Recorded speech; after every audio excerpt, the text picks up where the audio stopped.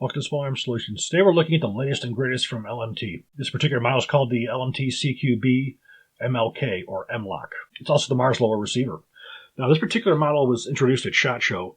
Now, the Mars lower receiver was, I believe, the year before that was when it was introduced, or the year before that. It was over the last couple of years where the Mars lower came out.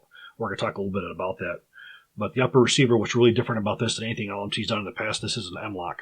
So basically what you have from LMT now for upper receivers for the MRP line, you have the Mil Standard 1913. You have the Slick side, which utilizes LMT proprietary rail panels. And now you have the MLOC. So that's really the latest and greatest from LMT. This whole rifle can be purchased minus the pistol grip and minus the flashlight and minus the optics, of course, is the CQB MLK. Now, this is not necessarily completely stock. I put the enhanced bolt carrier group in here. That's because it's something that I believe in solely. So for the price that you're going to get the CQB MLK from, you're going to have the standard bolt carrier group in there, not the enhanced. That's probably going to jump your price up another $100, $150 or so. But we're going to talk a little bit about that later. We're going to start from the back and go front. Now, the Mars lower receiver, this is the complete Mars lower receiver, which has all the enhancements on it. So we're going to start with the stock assembly. Like all the LMT lower receivers, they come with a 6-position receiver extension. It's coated in dry fill lubricant to make the stock a little bit tighter on there so it doesn't rattle as much. These normally come with these SOP mod stocks with the removable pad and the removable battery compartments. And some of the ones you can get are the standard mil spec stocks as well, but this is by far the more common one. Now, all the LMTs have always used this ergo grip type pistol grip. I'm sure you could probably get up to A2 grip if you wanted to, but I haven't seen anything like A2 grips come out of LMT for many, many, many years. So looking at the lower receiver, first off, we have the receiver extension end plate, which is a QD slot. You have an ambidextrous safety. You have an ambidextrous bolt catch and release. Now, this bolt catch is a bolt catch and release. If you want to lock the bolt to the rear, push in the bottom, pull the bolt back, it locks open. And for a release, you just push forward. So you have an ambidextrous both lock and release, magazine release. And we look over to the opposite side, you'll see the ambidextrous magazine release, and you'll see the safety, and you'll see your bolt catch. Again, bolt catch and release on this side as well. As far as the trigger is concerned, we have a 2-stage match trigger, which come with a lot of LMT's rifles now. And you have an LMT oversized trigger guard for use with gloved hands. Now, this lower receiver, it was long overdue. LMT for the longest time had the most advanced upper receiver in the industry, but they are putting out the same old mil-spec lower receiver. So this was very, very long overdue, getting a proper ambidextrous lower receiver. Now we look at the upper receiver. This is the monolithic rail platform, or MRP. MRP meaning it comes from a single aluminum forging. And many, many machine operations to get it down to its configuration that you see here. This one here, you have 2 bolts, and those 2 bolts are removed. The barrel pulls right out, and you can swap out barrel lengths, calibers, and even operating systems. This particular barrel that's in here is chrome moly vanadium. It's a 16-inch. It has a mid-length type gas system on it, which is much longer than they have on their normal rifles. Anything they have other than this barrel is going to be a carbine-length gas system. So as we said, we have MLOC. We have the Magpul MLOC protectors in here, so you can hold on it with your hands. You can see that we have 7 positions for the MLOC. We have them on the angles as well as on the sides, so all the way around. Forward assist, of course, we have for a cartridge case deflector, we have ejection port dust cover. Inside the receiver, it's fully coated with dry film lubricant, which is really good. So it's mil spec as well. You have a fully free-floated barrel. Now, the gas system on here is slightly enhanced, I would say, over your standard ones. First off, you have a straight gas tube. Straight gas tube is more durable. It's stronger. When you have the bends in there, those bends will hold heat, and that can cause them to get soft with heavy use. And also the way the gas port's drilled in this, it's not vertical like you would see on the standard M16 type rifle. It comes out on an angle. When the rifle fires a lot, you have what's called gas cutting. And what that gas cutting does is it cuts like it's like a laser jet gas cutting, fire cutting. A slight valley, it opens up the gas porthole. When it does that, it lets in more gas. And with a standard rifle, for instance, we'll say a standard M4. And the cyclic rate of an M4 with when it's brand new is 750 to 950 rounds per minute. That's how fast the system will function. After 6,000 rounds, that opens up from 750 to 1,025. So due to that gas port erosion, it's letting that much more gas in there to speed it up. Well, when you have it done on an angle like this, that gas cutting does not make any difference. So basically, you're going to keep your cyclic rate the same throughout the life cycle of the barrel. So that's a major enhancement on this system as well. It's only offered on the MRP system. The standard barrels don't have that, just the MRP system. We have chromoly vanadium. We have manganese phosphate finish on here, parkerizing type, chrome plated. These barrels are also cryogenically treated for stress relief after they're produced. Now, for as far as operating systems is concerned, this is the DI or the internal piston. You can swap out the barrel assembly and the bolt carrier and switch over to the piston system. Now, to talk about the piston system, LMT just got their second major military contract with Estonia. And judging from the pictures that I've seen of the rifle that was tested, that this is the first time LMT has ever had their external piston system adopted by a foreign military. So the rifle looks like it comes with a 14.5-inch external piston barrel, and it looks like it's the MLC upper receiver as well, ambidextrous lower receiver. So I'll be watching that very, very closely. I'm very curious to see how the external piston system goes. I haven't really done a lot of shooting with that. The shooting I've never had any problems. But I've never seen any military-type testing done with that system, so I'll be watching that quickly. We all know we've seen the video that was done by an Iraq veteran where he had the MRP system external piston where he did the destruction testing on it, and there was an issue with the heat treating on the bolt carrier. And that has been fixed. If you were to notice, the bolt carrier that he had was manganese phosphate. The new improved carriers with proper heat treating and they're designed properly have basically a matte nickel type on it. It looks like a matte nickel. And that's how you identify the new bolt carrier groups for the external piston system from the old ones. And those ones that will not happen to. And judging by the performance that Iraq veteran got, the gun worked very, very beautiful. If that bolt carrier wouldn't have failed, God knows how much longer it would have gone. So that's sort of an update of what's going on with LMT right now. But again, we have full free-floating direct gas, and we're not going to bother taking apart the barrels because I've shown that on numerous videos that I have. But just giving you an idea what you can do with this as far as barrels are concerned. You can get a 10.5, you can get a 14.5 and a 16 in the mil-spec chromoly vanadium, 1/7-inch was chrome-plated. You can also switch over to 300 blackout. You can get a 10.5 in that, as well as a 16-inch with a pistol-length gas system. You can also go to 6.8. Now, this particular upper receiver is called the CQB. The CQB is the shorter handguard. The model MRP comes significantly longer. So the one that comes significantly longer, they also have like the 204 Ruger as well as the 224 Valkyrie. 224 Valkyrie is new this year. Now, you can still put those barrels in the CQB, just your gas block's going to be sticking out quite a ways. Not that it's a mechanical issue, it just sort of looks weird.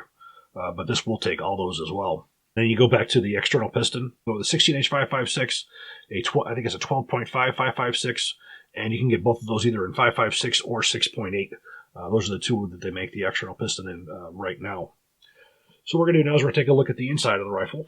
To go along with the fully ambidextrous, we have a fully ambidextrous charging handle. We can see we have latches on both sides. So that's your ambidextrous charging handle. Now looking at the lower receiver in the inside, you can see how our ambidextrous system works. So again, we have it in the lock open position. You hit the top. If you want to lock it open, we push in the bottom from either side. That will engage the bolt catch. Very, very high quality two-stage trigger. This is a part that LMT used to farm out. Now they have their own wire EDM capability, so they can manufacture those in-house. This one comes with a standard buffer. Due to the fact this is not a heavy barrel, it does not require a heavy buffer. It does have M4 feed ramps, so it's not really necessary to have the H in there. But you could put either an H or the standard one in here. If you look at the magazine, well, this is beveled more than the standard mil spec. We have a gapper in here as well so your hand doesn't get caught inside the middle there. This is removable. And as we spoke about the dry film lubricant, you can see this is anodized hard coat, and then the dry film lubricant is placed over it. So now looking at the bolt carrier. As previously stated, this rifle, as it comes with the standard LMT bolt carrier group, and many of you know from my videos that I am an extreme proponent of their enhanced bolt carrier group. Now, is a bolt carrier necessary in this rifle? Probably not, because of the fact that it uses a mid-length gas system instead of the carbine. This is designed specifically around the carbine length gas system. The bolt carrier has a couple differences from the standard GI. First off, you have extra vent holes here. You have a weep hole here. You have a hole here as well for venting gas out. This will vent off more gas than the standard. But the major change is the cam track that you have here. The cam track has been modified to increase the time that the bolt is locked. And what that does is it increases your time, which allows the cartridge case more time to contract for easier extraction. What happens a lot of times with these carbine type barrels, and you have as the barrels wear and you get a higher rate of fire in there, it speeds up the system, and it's trying to extract the cartridge case while it's still operated or it's still pressurized, and that causes a severe wearing on the extractor, and eventually can cause the rifle to be not functional because it just is moving too quickly. It's out of balance, out of time. And it doesn't happen with this. Also, the way the gas is introduced into the system is different on this as well. Instead of it dumping straight down, it parts off into two sides, so it has it more evenly to distribute the gas in the inside of it. So the bolt is the major difference.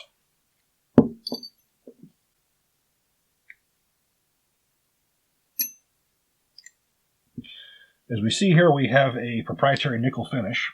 Well, you can see these grooves that are cut in the locking lugs. What that does is it stress relieves the locking lugs so they flex rather than take the full brunt, which what that does is it makes it so they don't break.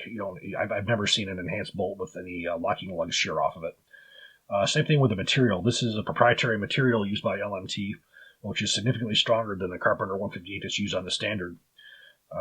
They won't say obviously what that is. That's their own super secret formula. I've been trying to break one of these bolts for at least, I think I got my first enhanced bolt in 2003, and I've been using it all these years, and I have never been able to break one. It's just durable as hell. Some other changes that we have on here, improvements. We have a fully supported cartridge case versus the cut in here you see on the standard ones. This is good for over the beach and higher pressure, fully supporting.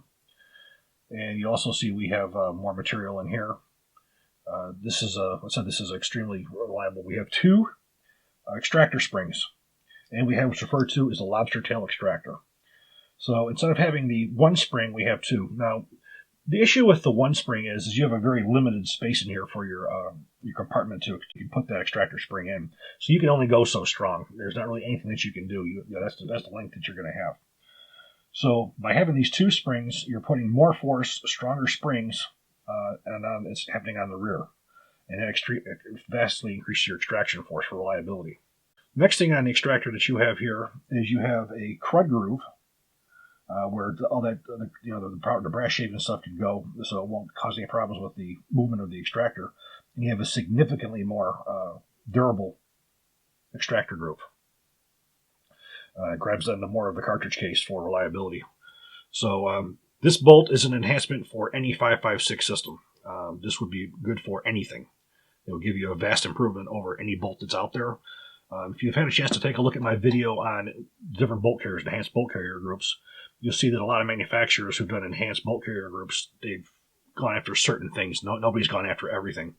LMT went after everything for as far as the weak links of the bolt. The weakest links of the bolts were this area right in here where it would break and the locking lugs. This took care of pretty much both of those. With this material, I have yet to see them break in the locking lugs, but it also went after the problems with the extraction. This bolt carrier group was designed at the request of SOCOM when SOCOM was having a lot of problems with the M4 carbine, when Colt was having some issues with their bolts. They wanted a bolt that would be a vast improvement, and this is what Carl Lewis gave them. It's a shame this thing wasn't adopted. This was never a problem. This carrier, however, would not work properly with a 20-inch barrel because of the gas system on it. It would cause bolt carrier bounce, which would in turn give you light strikes on full auto. It would work fine on semi-automatic, but on fully automatic it wouldn't work. So since it wasn't interchangeable back and forth, that could be a very good reason why it wasn't used. Now, for as far as the LMT standard bolts, they do use a proprietary material as well on those bolts. It's not the same as what's used on these, but it is definitely a step ahead of the regular U.S. mil spec type.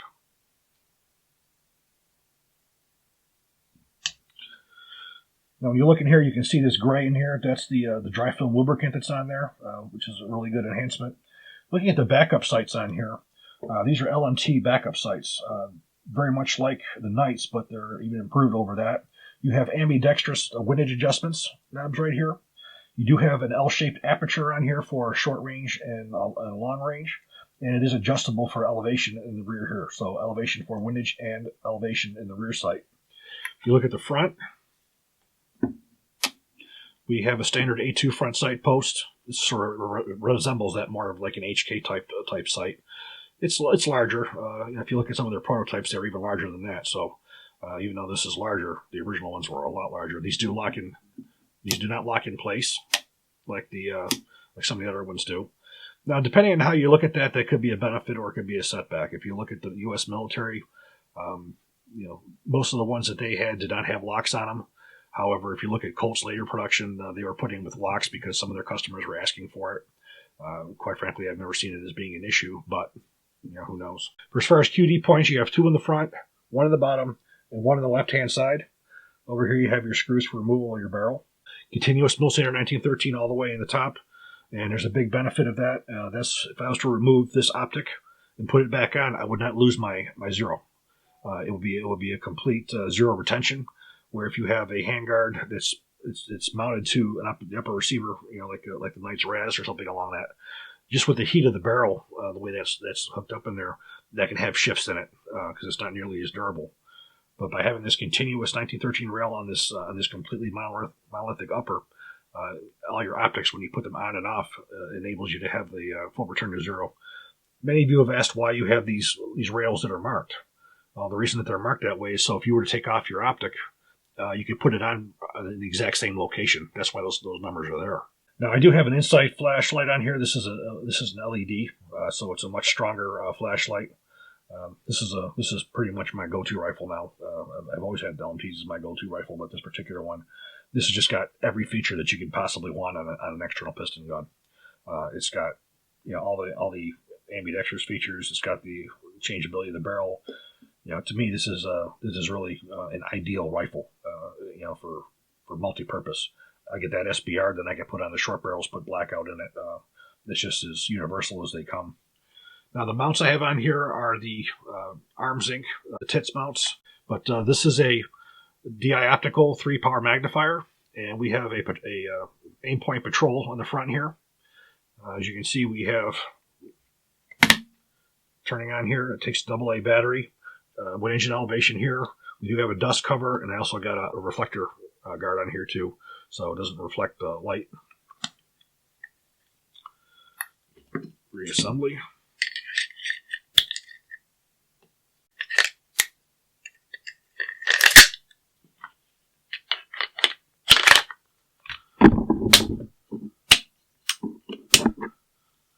So, as I said, this represents the latest and greatest from LMT this year. Now, I don't know what they have planned up for next year, but as of SHOT Show last year, this was all the most up-to-date that they were putting out. This rifle is very similar to that used by New Zealand. The big difference with the New Zealand rifle is it utilizes the mill standard 1913 rail instead of the M-LOK.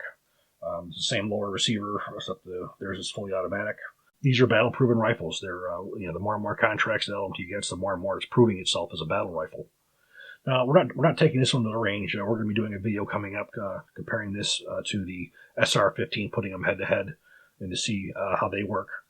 Because, quite frankly, I've shot so many thousands of rounds out of these, not going to really show you anything new. You've seen targets from other rifles. The reliability is there 100%, no issues. But I hope you did enjoy this video. If you do, please click like, please subscribe, even better share, and please consider becoming Patreons.